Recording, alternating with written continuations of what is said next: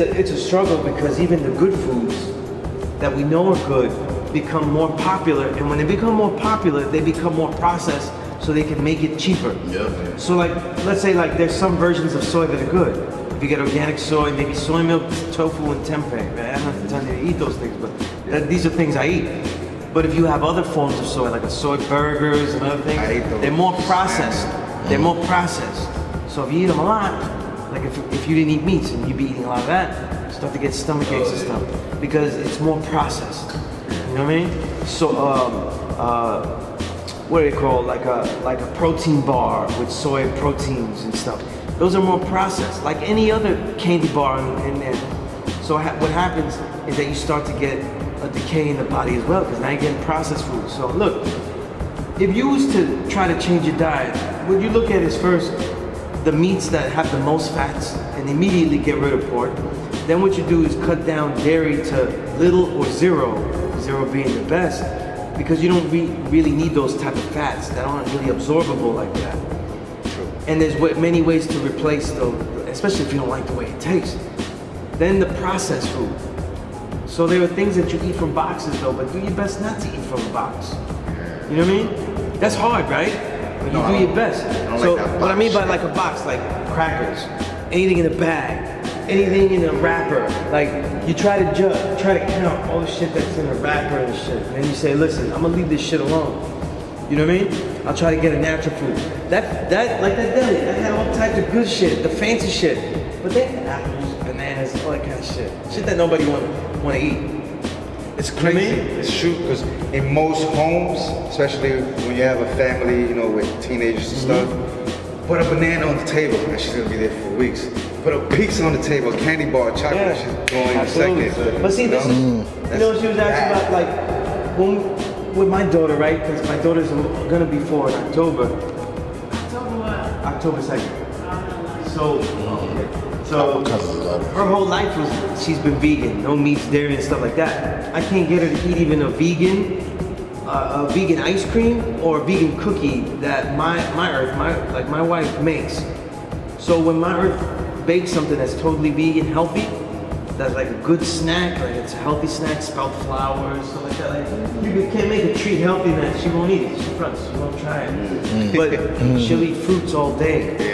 And she'll steal oranges out of the fridge all day, and I just gotta keep re-upping. I'm a drug dealer. Drug is fruit. You know what I mean? I'm a fruit dealer. But it's the taste buds.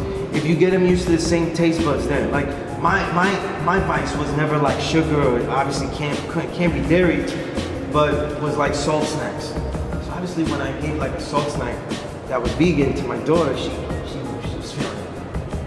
And then that was when I said, oh, I can't get this shit no more. She working with the chips and the vegan pretzels and shit. I gotta leave that alone. So this is where you look at like the trends of certain things. You just gotta change the trend, you know? But when you look at bad foods, you're looking at like sugar, salt, fat. That's how they process, and that's what you're looking at. What has too much fat and bad fat? Try to reduce it. What has too much salt, and change your taste buds. And what has sugars that really are gonna be overloading your body, not in your taste buds because it tastes great, but where it just loads in because extra sugar becomes fat. So then now you're fucked in all those ways. So if you learn to count those things as far as what you eliminate, then you know make sure that you notice those things, especially in the bag food, like processed, right? Bag, and boxes.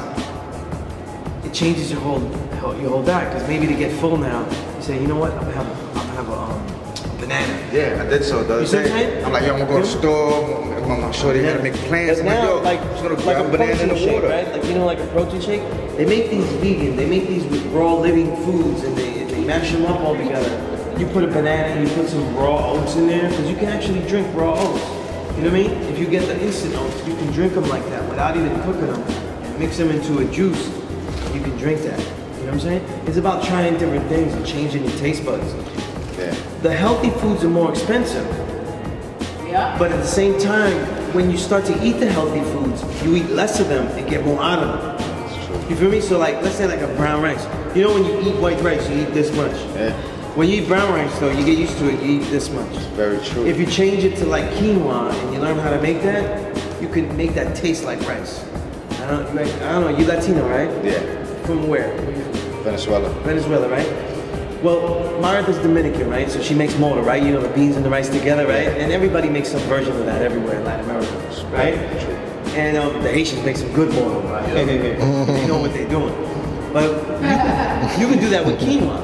Yeah. So like all these fancy foods that have way more protein and fill you up with less, they cost more, but you eat much less of them because they fill you up with protein faster.